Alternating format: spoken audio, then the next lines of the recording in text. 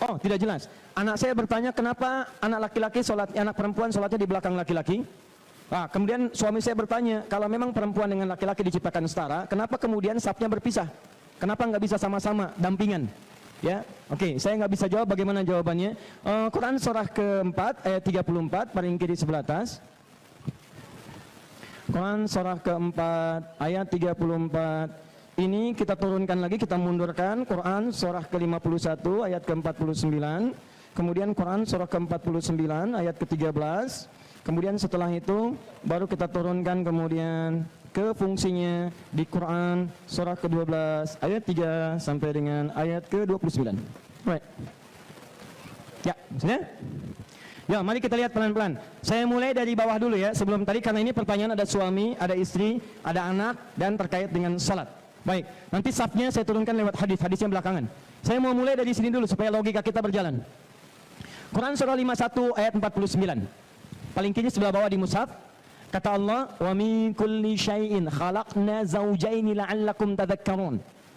Semuanya selain aku, kata Allah, saya ciptakan berpasangan supaya kalian sadar cuma aku yang tidak punya pasangan, kata Allah. Di bedanya Tuhan dengan manusia, dengan makhluk, kata Allah, pertama kita mesti rasional dulu. Tuhan itu mesti beda dengan makhluk. Jadi kalau sifat Tuhan sama dengan makhluk, kenapa dipertuhankan? Ya, rasional ya, logis ya. Jadi Tuhan mesti beda dengan makhluk, jelas? Di antara perbedaannya, kalau makhluk lemah, Tuhan mesti lebih kuat. Di antaranya apalagi, kalau makhluk berpasangan, Tuhan tidak boleh berpasangan. Jadi kalau Tuhan berpasangan, apa bedanya dengan makhluk? Kalau makhluk mengandung, Tuhan tidak boleh mengandung. Kalau makhluk beranak, Tuhan tidak boleh beranak.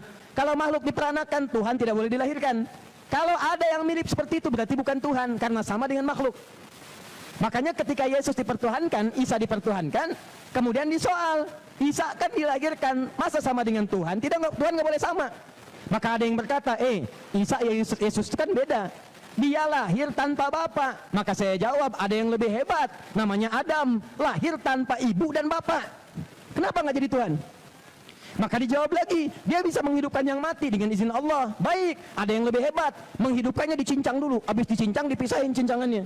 Itu Nabi Ibrahim, Quran surah kedua ayat 260, paling kiri sebelah atas.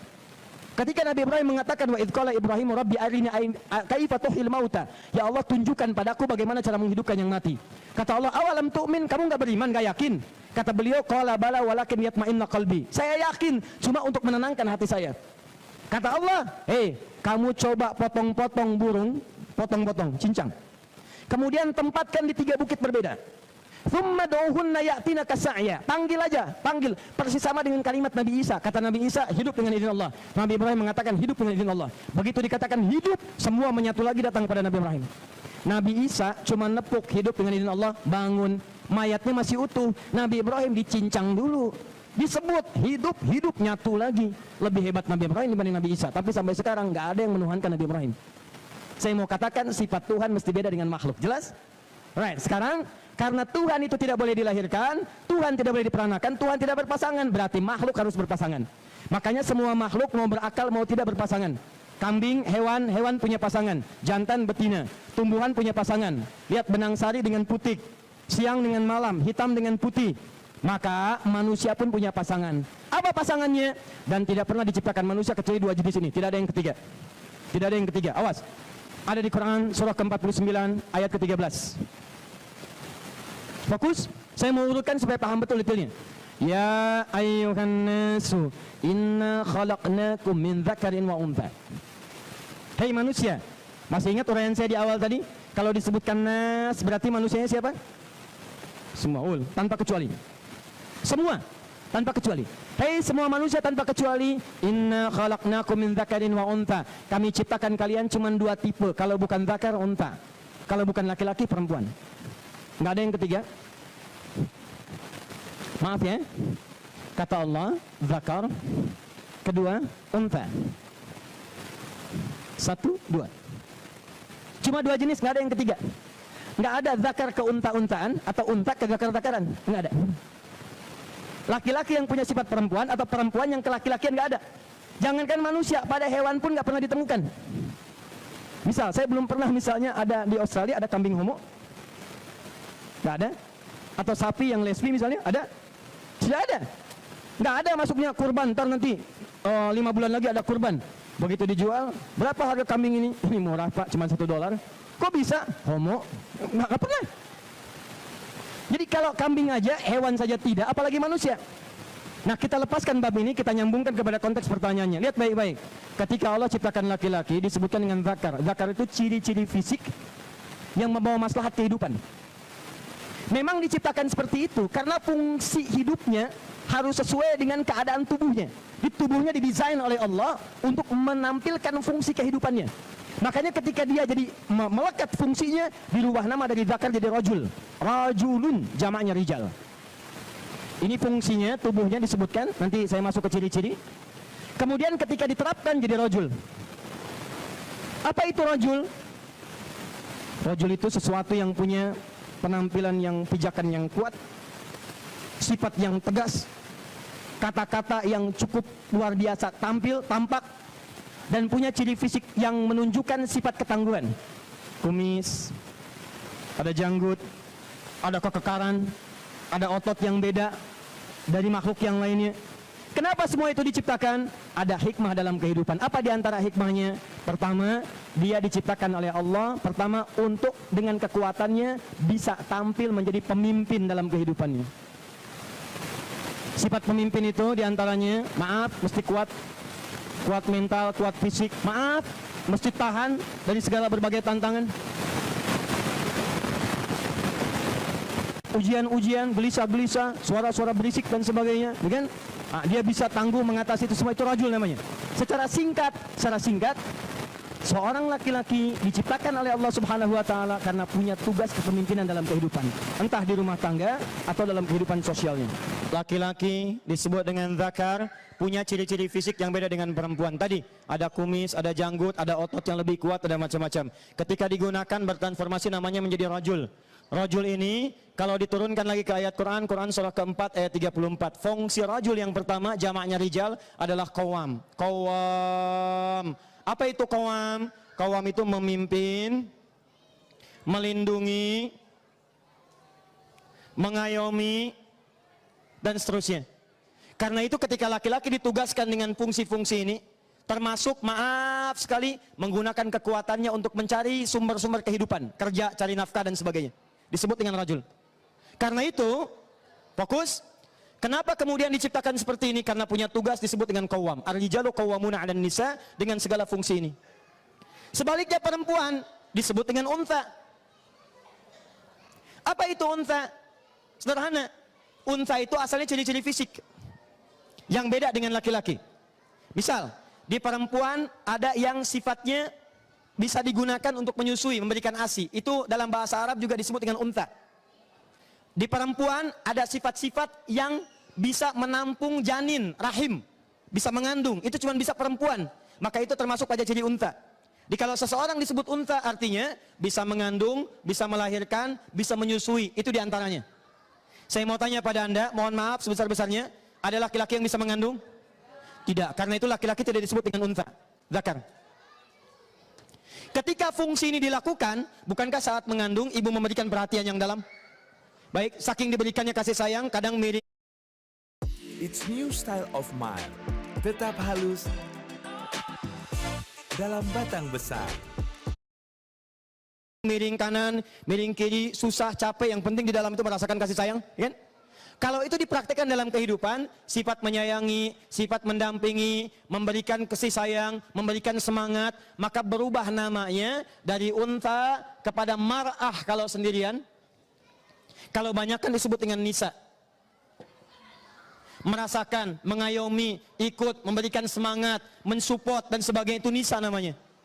Nah sekarang kita bawa ini ke dalam sholat, dalam kehidupan. Saya tanya pada Anda, maaf sekali, kalau pemimpin, kalau imam, itu yang paling ideal satu atau banyak? Presiden ada berapa? Satu. Baik, fokus ini. Itulah sebabnya kenapa laki-laki digambarkan jadi imam dalam sholat untuk menunjukkan fungsi ini dalam kehidupan. Latihan dalam sholat. Jadi imam yang baik, kuat bangun, bangunkan isi sholat, bangunkan tahajud, ingatkan sholat, lindungi mereka dari neraka, ayo bawa arahkan mereka untuk berjamaah, ikut ke masjid, ikut ke majelis ilmu. Karena itu, kenapa posisi laki-laki di depan dibandingkan perempuan? Karena posisi laki-laki digambarkan sebagai imam. Dicontohkan lewat ritual sholat, ini imam mesti satu, fungsinya begini. Maka perempuan ditempatkan tidak di sampingnya tapi di belakangnya untuk menunjukkan ini imamnya satu, yang lain makmum mengikuti dengan fungsi-fungsi ini. Jadi kalau imam lupa, ucapkan subhanallah. Isi katakan inna a'tayna kal kautsar. Kata suami, bukan itu maksudku inna anzalna. Kata anak, papa kok bicara batal sholatnya? Kata yang belakang, untung aku nggak bicara, batal semua. Di ketika imamnya lupa, makmum mengingatkan. Ketika imamnya salah, makmum mengucapkan subhanallah. Demikian ketika imam mencari nafkah, pulang ke rumah, belum ada yang didapatkan, istri datang, papa sayang, rezeki itu sudah diatur, papa nggak dapat sekarang, itu diakumulasikan, besok insya Allah kita dapat. Nggak apa-apa, mamah dan keluarga tahan lapar, tapi jangan sampai bawa yang haram, karena kami tidak tahan dengan neraka walau sedetik. Itulah fungsinya. Jadi itu digambarkan dalam sholat. Hadirlah anda di belakang itu, tidak sejajar, karena tidak boleh ada dua imam dalam kehidupan.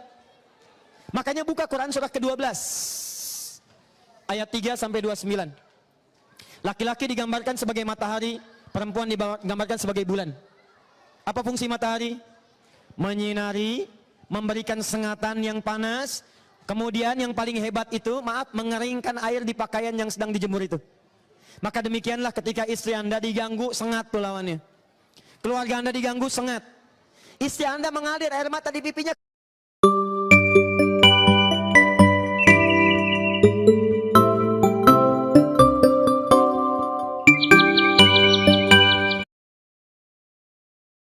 Keringkan dengan bahasa-bahasa anda.